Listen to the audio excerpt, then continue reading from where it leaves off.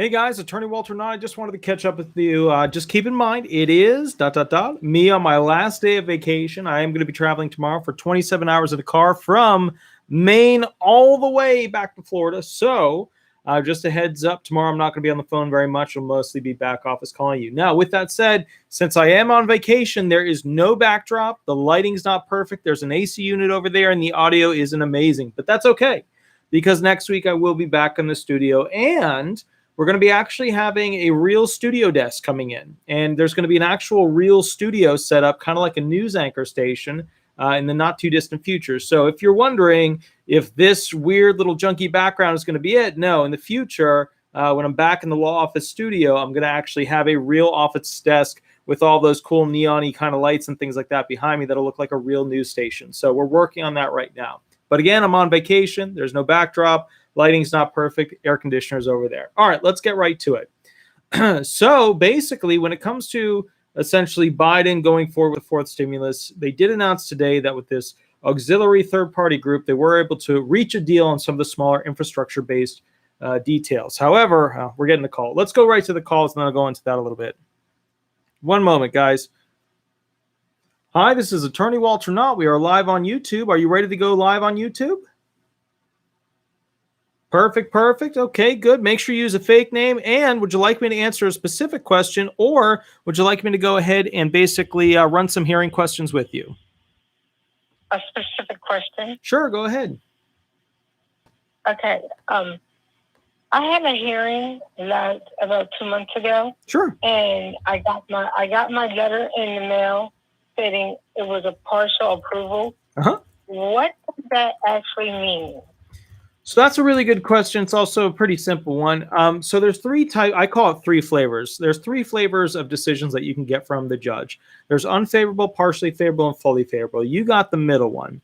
The middle one means usually that they are moving your alleged onset date from the alleged onset date that you were originally claiming. The judge probably found something in the record that the judge liked, and they moved that alleged onset date to that date as to when that medical thing happened. That's usually what's happening. It could have been that you got out of jail and they moved it the month after that. Could have been any one of those factors, but it's usually where they're moving the alleged onset date, being the date that you claimed that you were disabled, to a different date. So what was the alleged onset date that they ultimately ended up with? August of 2008. Okay. So you originally wanted August of 2008, which would never happen because it's way too far back in time. You're only allowed up to basically 2018. Oh, okay, gotcha. And that's the decision. That's the date that the judge actually gave you, correct? Correct. Okay. And what was the original alleged onset date that you had? May of 2016. Yeah. Okay. Cool. And when did you file for disability benefits? May 2016. Okay. So wow, you've been waiting. You're saying you were waiting 5 years for a hearing? Correct. And I did everything by myself up until my hearing. And that's when I got a lawyer. So that took forever. Okay. So do you know why your claim took so long to basically get to a hearing? They kept denying it. Well, sure, you get 2 denials, but was there a reason that it took so long, or just get lost to DDS? Like, what happened? I don't know. They just kept saying that I wasn't eligible. I had to be blind, or I had to have lost a limb. And then they kept, I guess because COVID, they kept denying it, or they kept not approving it. And then they just stopped. Like, it just stalled at one point. Okay, gotcha. So I got lost in the system. All right, so here's what I would say, considering that. So basically, they cut 2 years off of your benefits for back pay. Did they write into the decisions? They did, but what did they write into the decision as to the reason why they chose that alleged onset date? I'm not sure exactly how to explain it. I did get a call from somebody from the review board stating that it was approved and that they were going for him to go back and for me to give him information about for my social security number. I mean, for my bank account information and how much I can have, like everything to give him to start it. But I'm not sure exactly how they went about that. Okay. All right. No biggie. All it means basically is they're moving your alleged onset date. What that means is that they didn't like the original date that was chosen. They felt that the medical evidence was better for a different date, and essentially the judge chose another date. Did your attorney tell you about this change of date? Did the attorney try to amend your alleged onset date at any point? Did they talk to you about that? No, she didn't know either. Okay, gotcha. All right, so the bottom line is then going forward, what this equates to is you've got the fully favorable, you've got a chunk of back pay there, which is really good. And all that means is that you're going to continue forward. Are you SSDI or SSI?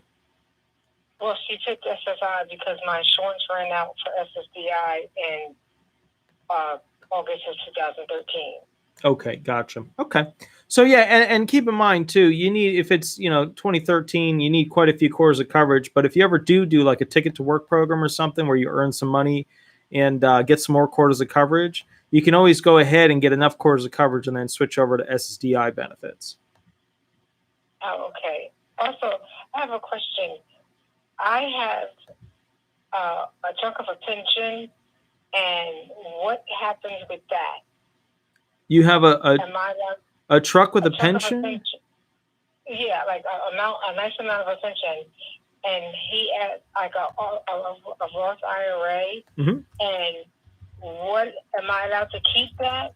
Or do I have to give that up? Or do I have to take that out of the bank? Or, because he mentioned when he was asking me, the review guy asking me about my financial resources, he mentioned that we couldn't have for SSI for $2,000 in your bank account.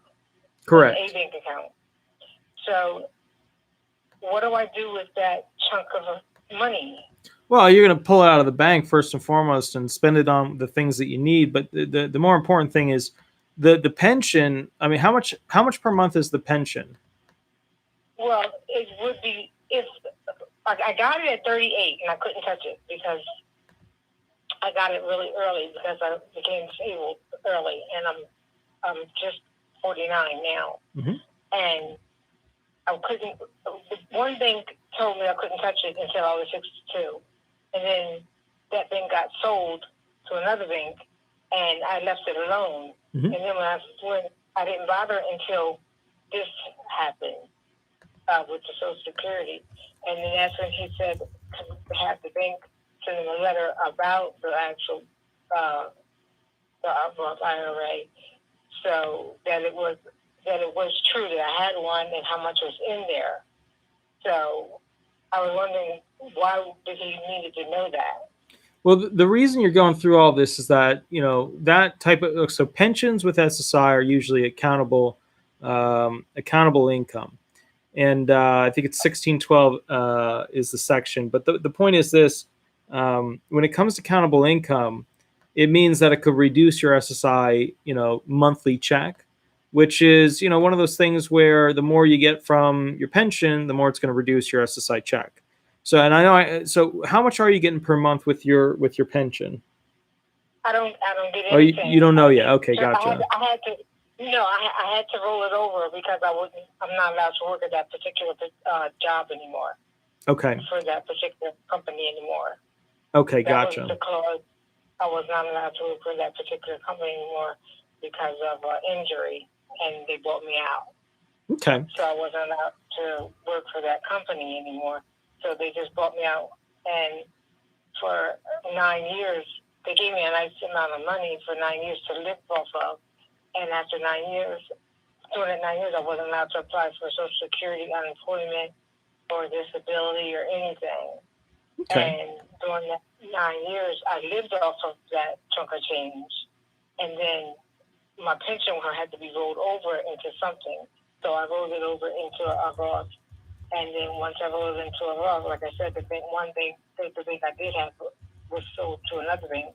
And then that bank I didn't keep up with it because I was young. There was no need for me. If I was told I couldn't touch it at 62 till 62, what was the reason to touch it for?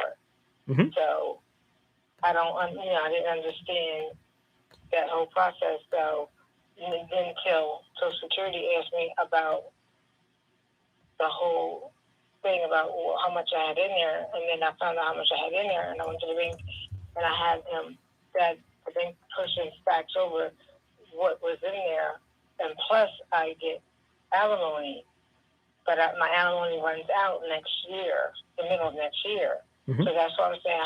How does all that affect what I would get from SSI? Well, okay, so I don't have any figures. I don't have any numbers. So I know. Numbers, You wouldn't have that, but like. So this is I can only give you general information, basically, about how this would work. The more money you make per month that is a countable income or a countable unearned income versus a non-countable income or a non-countable unearned income, like the more money you make that's countable, the more it's going to reduce your SSI benefits. And there is a cap at $2,000 of what you can have in the bank or like in general store. So if you have more than $2,000 stored, or you have more than $1,500 in a life insurance policy, or this or that, or what, all these little income restriction things, then you become ineligible for SSI because it's a means-based program. It's not something that you paid into as part of an insurance program. It's just part of the general taxation for people who are impoverished. So you may not get $1 of SSI because you're receiving all these other things, but you might get something, small, depending on what you have that's countable and what you have that's not countable. Okay. So once my alimony runs out, do I allow to reapply, or does that go up again? Well, once your alimony runs out, well, let me see. Alimony, because they change the stuff on me all the time. Keep in mind, so it's going to countable income, countable unearned income towards society. Yeah, so that's a countable unearned income. So the only word that really matters there is countable, and it is a countable income towards the SSI limit to determine your payments. So bottom line is, that will count, which is why you just want to be super careful, because you want to make sure that's reported to the SSA, even though it's going to hurt you with the amount that you get for SSI. So the bottom line here is, I don't have a single figure of mathematical a metric. Yeah, but bottom line is you might not get much at all. You remember, you're allowed to get like $85 worth of funds, but that don't count. But everything above that is going to be counted, and it sounds like you have some real money coming in from these other sources. Okay, because I don't have anything coming in from the pension at all. I just have the IRA, and the IRA hasn't grown anything at like maybe $200. Okay, so that's itty bitty. Yeah. Okay, so I would do an accounting, figure out where you have money coming, and then basically, I would say shoot me an email. But at this point, I'm doing phone calls until like 11 at night. So what I would recommend is just call me back once you have the figures next Thursday, and then we can always go through them then. Okay, that will be fine. Perfect. Well, Madame, you have absolutely have a wonderful night, and I'll catch up with you next week.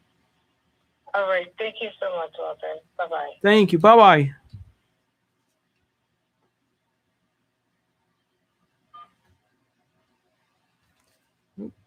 I pressed the wrong button. Hold on, guys. Whoops. Hold on. Let me see because there's some popped up here. Let me grab the next call. And the next call is over here. And now we're calling that person. Give me one moment. I'll see if I can get them on the phone. Here we go. And we're ringing. Excellent. Let's see what we can get going.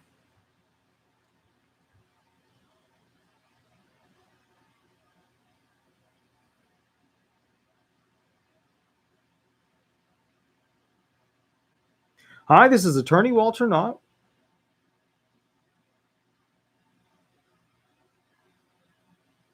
Okay, I'm not sure what's going on there, but I called somebody and then it sounded like I was in the background or something. I'm not sure. Let me try calling that person again. We'll get the person on the phone, then we should be good to go. Oh, it might have been a video playing in the background. Okay. Now we're gonna get this, guy. Sorry, my apologies. I'm on vacation. I'm on vacation.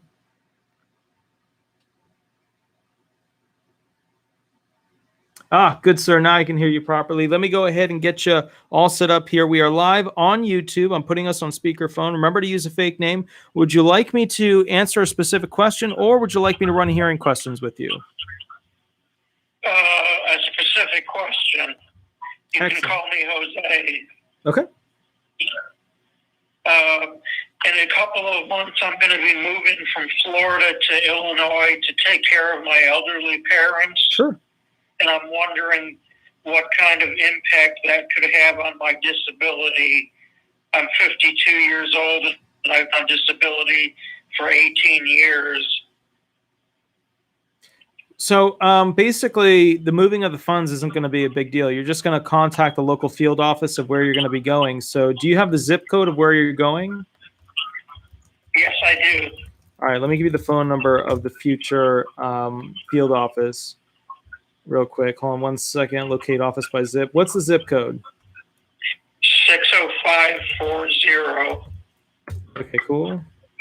All right, so the phone number you're going to call to let them know you're going to be moving is 877-274-5412. Again, 877-274-5412. And what you're going to do is you're going to go ahead and start the first Star Wars movie of a trilogy, and then by the third movie, you should be able to talk to somebody. In other words, I'm going to be on hold for like 6 hours. I mean, I wouldn't say 6 hours, but you're going to earn that call. that's the truth of it, Also, $82 fan, thank you so much for the second donation. I really, really, really do appreciate it. So, indeed. But that's awesome. So good, sir. Yeah, basically, you'll call that phone number and get the whole move going so that you'll transition the field offices to that new location. But be aware, Jose, that here's the kicker.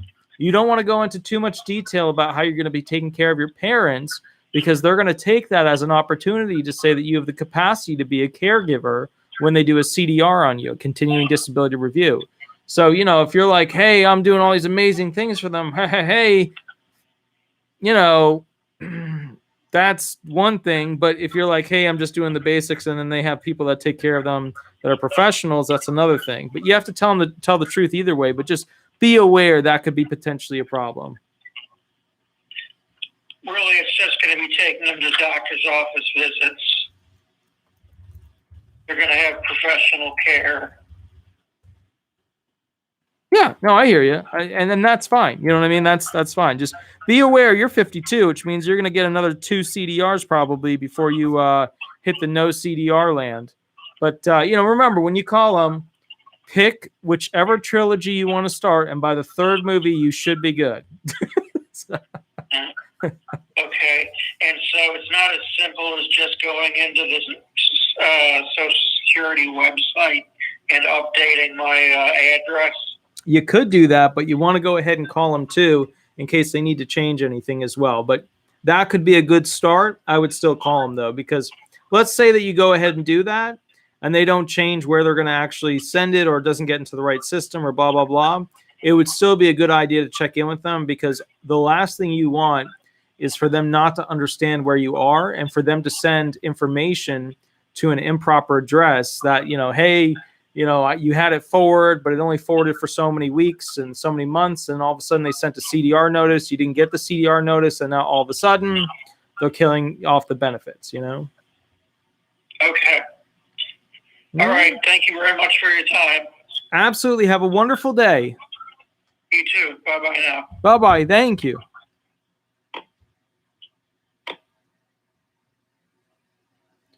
Okie doke. Let's see what we got here. We got another phone call. Let me grab this one real quick. All right, guys, we're going to do another phone call. Now, I'm going to try and keep this session a little bit shorter, guys, because I do have to do some house cleaning.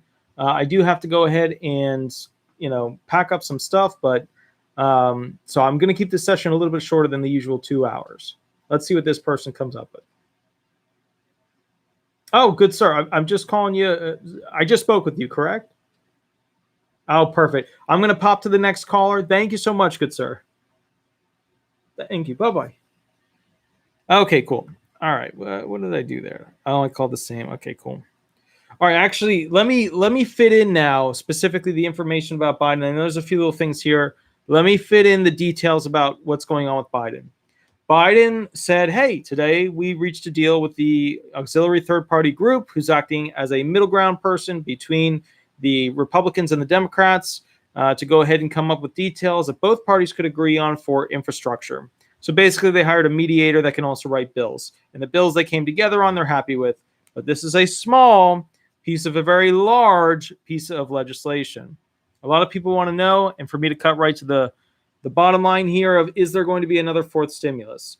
It's extremely likely. The only argument that they had against having a fourth stimulus was two main arguments. Number one, that the economy is booming, which it's not. It's not booming all over the place. And number two, that basically that there's still $1 trillion via a little over 1 million people who did not go out and tap into obtaining their check for their stimulus.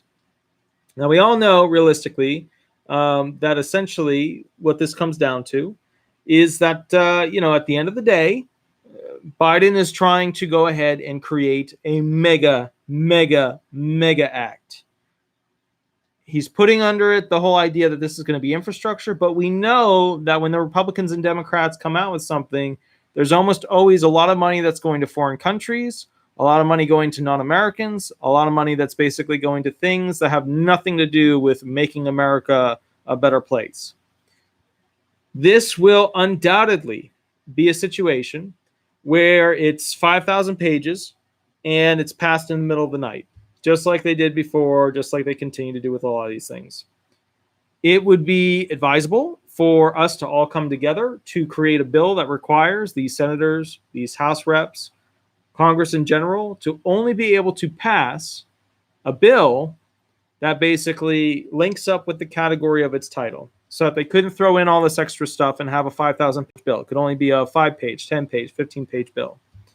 But that's not going to happen. So what I'm going to be doing in the not too distant future, I see another donation. Farron, please keep your negativity to yourself.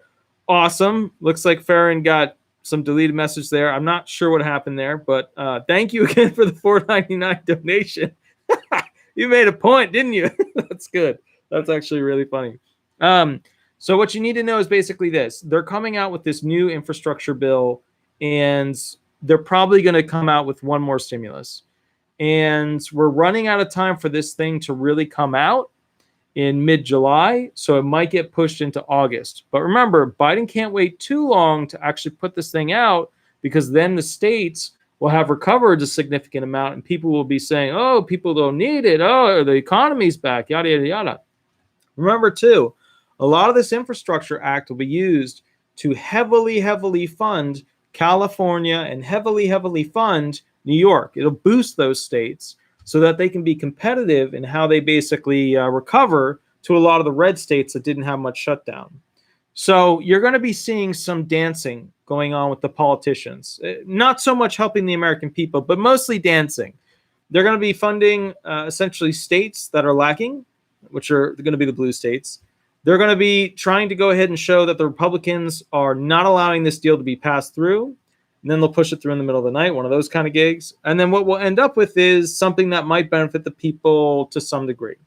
Now, I want to point something out. A lot of these videos online, a lot of these videos are all about, like, Kamala Harris wants $2,000.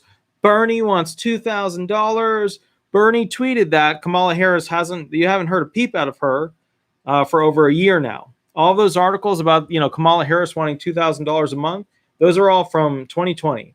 She basically is completely pulled back from making any statements related to the stimulus when it comes to the amount at this time, other than to bolster the idea that infrastructure is going to be the fundamental that essentially goes into this future act. With that said, I just want to give you guys some metrics to think about. I know that these trillions and trillions of dollars are big numbers.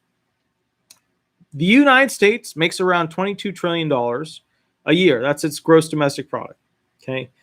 And the bottom line is that we are essentially passing a lot of these infrastructure bills now to go ahead and promote the, fixing of roads, bridges, supplying small businesses, large businesses with going into the future. There needs to be a balance, though. And I just want to put this out there. I see a lot of people being like, yeah, green energy, that's the only way to live. There needs to be a balance with how this whole thing is structured. And here's why. If you go full green energy and you throw massive investment into that, we are not going to have enough of our old technology to continue to roll us forward quickly enough into recovery. And I just want to point something out. When you essentially don't have much money, which is the exact situation this country is in, we're in the massive negatives. We're in the mega negatives. When you don't have tons of money, you try to invest into the current with a little bit into the future. Whereas Biden's administration is trying to do massive into the future, basically infrastructure, which is what presidents do. They're only in for 4 years, maybe 8 years. And during that time, they're going to spend as much as they can to make them feel as good as they can. So the bottom line is, just keep in mind, we can't go too hard into green energy. There's another thing that started to pop up, which I don't even know how realistic it is. I haven't had time to research it yet, but they're starting to talk about restricting people in certain countries that are more easily restricted, like European countries, Asian-based countries, on what they can do, when they can drive places, because of this whole climate change, climate restriction idea. So the scientists are starting to come out with some ideas about restricting people and what they can do to reduce the effect on climate. I haven't had a lot of time to go into research on it. I don't know how realistic it is. It's been reported on a couple of stations at this point. They're mostly right-leaning stations. But the bottom line is they might try to create some sort of limiting factor on you, the human being, as to what you can do based on trying to restrict your movement and use of items that create essentially climate change, meaning emissions. There's another thing that's popped up that I think you need to know about, which is that the Wall Street Journal is heavily pushing the idea of a COVID, sort of like a transportation-based license, some sort of permit or some sort of knowledgeable digital whatever that helps police track essentially where you go, what you do, stuff like that, based upon, their need to know about COVID information. I obviously don't support that, being of Jewish heritage. Getting patches, which is essentially a program on your phone to say who and what you are, is the opposite of what we want. That creates second-class citizens. That also creates basically a tracking system for Big Brother to constantly tap into you and reject you from things. The last thing we want is essentially a future where people aren't able to get loans, go to nice schools, do high-speed transportation, all those things. And essentially that's what China has right now. They have a human metric system where they rate people. And they rate people based on essentially those individuals and how well they link with society. And so it's just something to consider here is that Biden has proposed getting rid of Equifax, TransUnion, the top three, and replacing it with a federal government credit system, which is what China did. And then China took over basically everybody's lives. So obviously, if you are pro-freedom, you're against that. If you are anti-freedom, you are for that. There's another thing, too, that's coming up right now that should be popping up, and you'll be seeing stuff about it here and there. The national parks. So I went to a national park while I was on vacation, and there's 6 national parks right now that have reservation systems for certain parts of the park. And in order to go to these nicer parts of the park, you have to go ahead and reserve a spot online and then pay an additional amount. So basically, you're now paying $30 to get into the park, and then you're usually paying, like this park was $6 additional by signing up online. This is, by all accounts, unfortunately, a racist law. And this new racist law that they put out to allow them to do this is essentially creating a problem, because for people who just want to go to a national park and not have to reserve a spot to be able to go and see certain features and then pay an additional amount on top of it, all they're doing is turning our national parks into a Six Flags. into a Disney-esque version. And the problem is that some people don't use the internet, which means they can't access our national parks. And if you give any crap about it, they have park rangers there and armed, ready to deal with you. Now, I know you're thinking, how do you know this? Well, I know this because I took video of it, because I bought the reservation. I went up, saw the place I wanted to see, which is Cadillac Mountain. I've been going there for 35 years. And I just got to tell you this.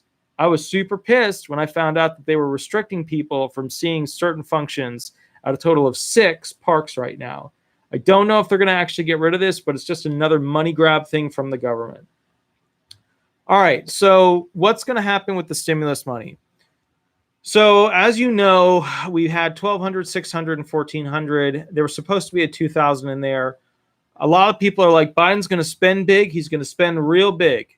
Well, that's probably true, but the last stimulus that was put out, the last overall act, cost less than the first one Trump did and the second one Trump did. So Biden was actually cheaper than Trump on both of those. Kind of an odd thing. I didn't think that would happen. So the bottom line is that essentially we have a couple of options for how the stimulus will come, but they're pushing 2 right now. So the whole unemployment insurance is at the top. And then, of course, the other option is basically getting another big check. Everybody's pushing for the whole idea of a $2,000 stimulus. I do not foresee that there will be recurring payments other than for unemployment. I do believe they might try to shoot for 2,000, although that's as high as it's going to get for the people. I know that if we weren't sending all this money overseas, people could get a $10,000 person check. But that's not what America is. America likes to send money overseas for some reason. So as a result of this, basically the big money is not in that one-time check. The big money is going to be coming in the form of basically an insurance, for insurance unemployment reemployment system. Now you've got a problem though. The multiple Democrats that were on board with the $2,000 sent a letter back in March, so 3 months ago, to President Biden at that point. So what happened was they sent this letter saying, hey, we want these 2 things. We want unemployment to go up, and we want basically $2,000 to each person. But that was in March. And now the only person that's really pushing this agenda right now is essentially Bernie Sanders. He's kind of the new front runner of it. We're not hearing much from Sanders or from all the other senators that were part of that. And the unfortunate thing about it is this, Warren or any of them. But the unfortunate thing is this: I don't think that they have the same stomach to go after Biden to change what's happening. And I think they all have an inside track on what's going on. And I don't think, unfortunately, right now, I don't think the American people are at the top of that. I think what's going on is a lot of money to the government at different agencies. You may have noticed that they keep going on and on and on and saying that basically we need to charge the companies more and we need to charge the wealthy people more. The problem is that we have an issue. We don't manufacture that much in this country anymore because a lot of our raw materials get sent overseas. So what that means is that a lot of these people that are wealthy individuals owning multiple companies, they switch their headquarters to a different place. And the G7 summit came out and said, hey, a bunch of us as groups are going to go ahead and limit what the tax rate is and say it's going to be 15%. And that way they're sold on that and they're stuck with that. But there's another problem there, which is that there's still loopholes outside of the members of that summit. So it's like we're seeing movement in the right direction, but it's not concrete solid. It's not granite rock. It's just, it's people showing us stuff that we should be like, wow. But at the same time, it's nothing that's going to be definitive. So here's kind of what needs to happen to fix this country, in my opinion. We need to basically fund companies because they're the ones who pay all the taxes, that pay all this money to the government, and the government then takes a lot of that money and puts it into the agencies that it has, whether we like those agencies or not. And as a result, sorry guys, that's Shadow. He's in the background. He's just barking at somebody, but I'm sure he'll stop. The bottom line here is that in order for us to get this country back on track, we need to get cheap power. We need to get cheap transportation. We need to get cheap raw materials sent into America at the highest potential rate possible. And we need to make sure the little companies, the middle-sized company, and the big companies are all happy, because they're the ones that ultimately, at the end of the day, make the products that make this whole thing get paid for. In addition to that, we need to make sure that anxiety is low and depression is low, because we need people to feel good to go out and continue to purchase items beyond food. So the bottom line is we need to get them a check, and we need to make sure that they have reemployment or unemployment insurance coming in as well. If we have people feeling good, the anxiety is low, the depression's low, then people are going to be more interactive with their community. They're going to be spending more. They're going to be doing more. They're going to come out with new ideas. They might even launch new companies. If, however, we do not go ahead and support the people and the companies, then what's going to really be paying for, essentially, the government? Nothing. And here's the kicker with that. So if we don't have the companies and the people paying their taxes into the government, then a lot of the trust funds that the people rely on don't get filled, which is why some of the trust funds are now looking like they're going to run out over the next couple of years, as opposed to 2036, which is when some of the biggies were going offline, where it would essentially only pay you about 2/3 or 3/4 of what it was supposed to. So what you've got here is a situation where America needs to come up with money. America needs to invest in itself, but that doesn't mean investing heavily into the government, which is what we're going to be getting a lot of. It means investing heavily into the people, the small businesses, the medium businesses, the large businesses, and those businesses that can supply the most utilities at the cheapest price. Now, with that said, yes, you can call. I just want to finish this one last point. They are building in France the first really big fusion reactor. Now, if you don't know what fusion is, what you guys see happening when you get electricity into your wall outlet, that's fission. Fission is like a crappy version of fusion. Fusion is what the sun is. That's the chemical subatomic. Fission is like a chemical reaction, and fusion is like a subatomic reaction. And this fusion reactor that they're building with like a 100-ton-pound magnet in France is going to create massive amounts of very low-cost energy. They just have to figure out how to get it from there to the houses. That's the next big issue, which, using the systems they already have should work fine, but we'll see what happens. It could be as easy as just sending it down the regular lines. Electricity in the future is going to be extremely cheap, maybe even near free, because we are now tapped into fusion. Awesome. Transportation is going to be very different because the cars are going to use the batteries, they'll self-drive. Awesome. Very different world within the next 10 years. With that said, the government needs to set up our future farmers, and this is the last point I'm going to make, and then I'll take the calls. The government here, if you want to just text me your name. That way I know you're on the top, and I'll call you back.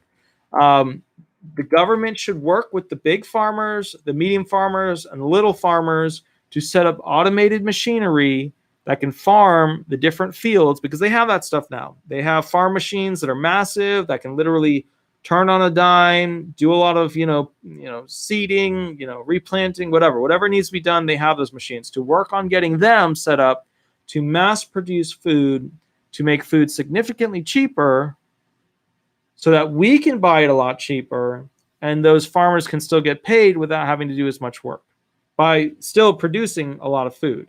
And then, of course, we look at transportation of getting that food to the table. We're still going to need diesels. We're still going to need gasoline. And at that point, it's diesels. 18-wheelers are almost always diesels. So anyways, guys, so bottom line, yeah, the biggest ones have gotten trillions and pay the least taxes. I know, that's true. We need to fix our massive big corporation system, because the big corporations are essentially not paying the right amount of taxes. At the head of one of those would be Apple Computers. That's one of the mega corporations that's not paying the proper amount of taxes. And when they were questioned about it, they said, hey, we're not doing anything illegal at all. Okay, cool. So I'm going to call back this other person real quick on here. And let's see. I'll just grab this. Here we go. All right, guys, I'm going to take another call right now. 1 second. And then we're going to probably stop around 9 because I've got to do cleaning around the house and Hi, this is Attorney Walter Knott. We are live on YouTube. Go ahead and use a fake name. And would you like me to answer a specific question, or would you like me to run hearing questions with you? A specific question. Perfect. How can I help you?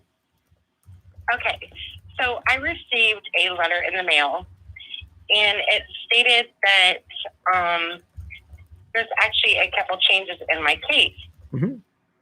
And what had happened was they kept me doing overpayments for some unknown reason, and I was a beneficiary for my daughter. Okay. And I'm on SSI. Okay. And to find out, they sent me a letter stating, no, I'm trying to find it, I'm sorry, that it says your amount changed because you did not have countable resources worth the amount of $2,000. So I don't understand that. Does that mean they're going to pay me back? Okay, let me just clarify real quick. Your daughter's receiving benefits. You are her payee. You're also receiving benefits. There was an overpayment. What was the letter that they sent again? What did it say? No, I'm just a beneficiary of my daughter on her bank account. Oh, okay. Well, okay. Yeah. All right. So why? And I'm the only one that's getting SSI. So, okay, why is she in this scenario, fact pattern? She has children, so they put me on the bank account just in case something happened to her. And then SSI found out and said that there was too much money in her bank, and that I'm supposed to pay back all this money. And so they're trying to tap into, they're trying to tap into that money in that other account, correct? Correct. Okay, so what's the overpayment amount? They never have given it to me. So all how they do is they give me. Like, how new is this? Like, is this you just got the letter, or is this a couple months old? I've actually been paying on overpayment ever since I got approved from court in 2016. Okay. Yeah, every time I turn around, they keep saying I have an overpayment. So when I bring it to their attention, they're like, "Oh no, we'll fix it," and then it never gets fixed. Are you SSI or SSDI? Yeah. SSI. All right. So you want to get your name off of any account that's out there, because that's just building you up towards that $2,000 extra. Like, is there a lot of money in this other account? No. It was actually when they looked it up. Which, here's the problem: Chase Bank even sent them a letter stating that I was only the beneficiary if my daughter had passed away. I was not able to get any money out or anything with this money. So that's where they said that I was not supposed to be accountable for this money that they've been taking this whole time. Yeah, there's no direction of it. Yeah, you can't direct the funds, so therefore that's not countable.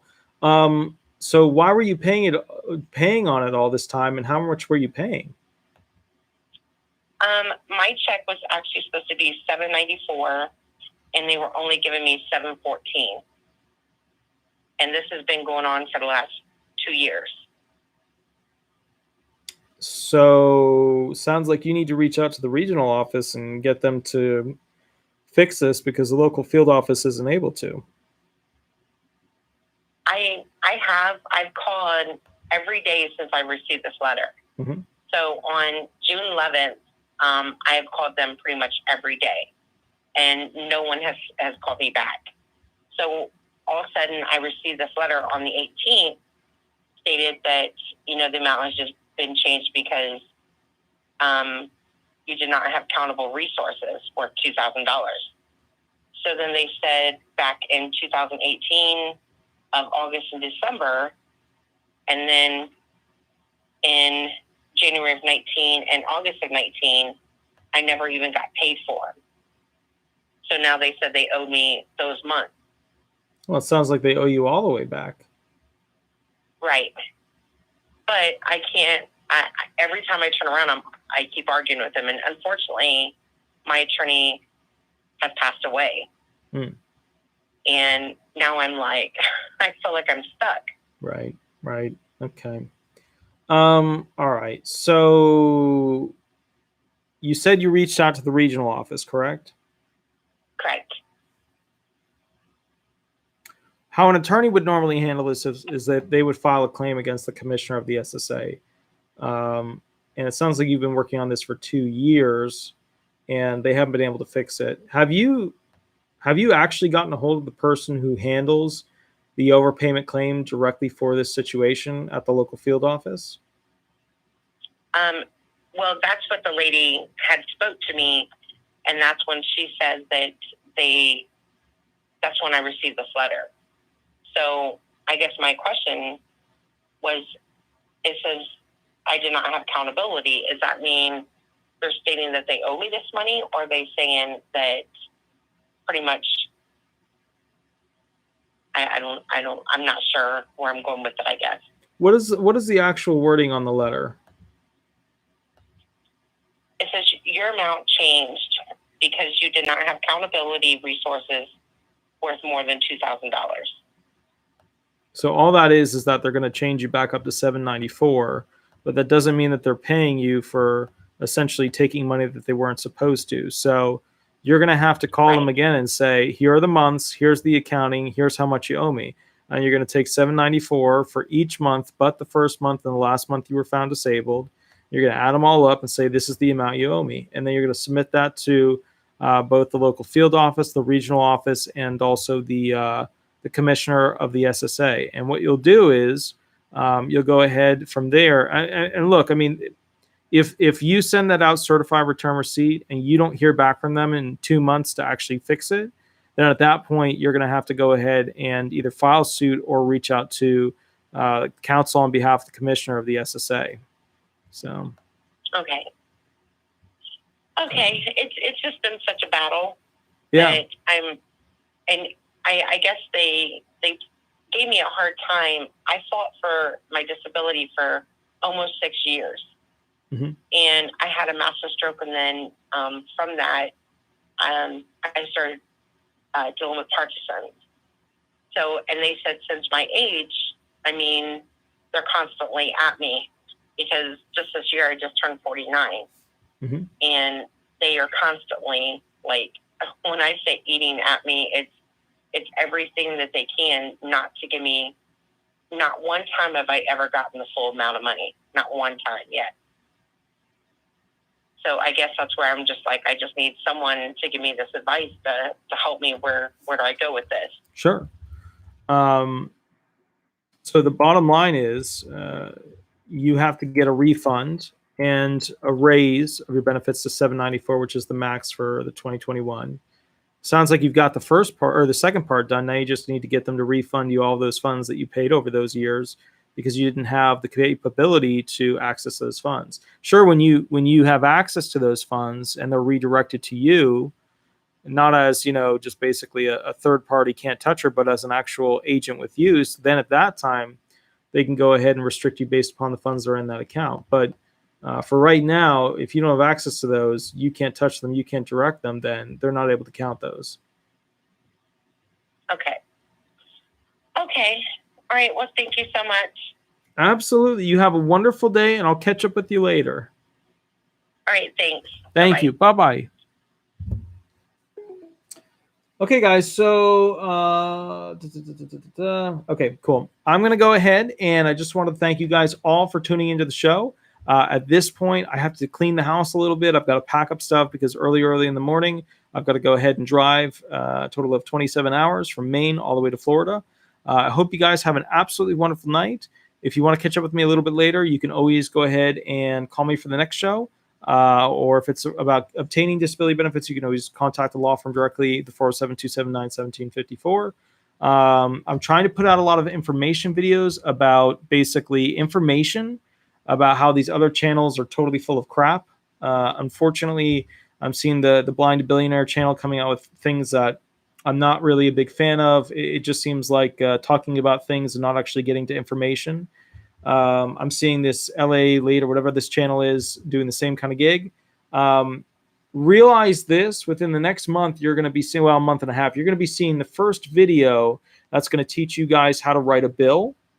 And basically, those are the same types of bills that these Republicans and Democrats, House of Reps and Senators are making and submitting to Congress. So I'm going to show you how to do it. I'm going to literally give you a course on how to do it so that it will get you guys working on making your own bills and then forcing these senators and House reps to go ahead and recognize the language in them, push it forward, and essentially be able to create your own law. Imagine if all of the people who are disabled and all of the people who are elderly, retired, etc., had the power of writing bills and pushing them through. It would be a very, very different country. Anyways, guys, have an absolutely wonderful night. I will catch you a little bit later, and we'll go from there. Thank you so much. Have fun. Bye-bye.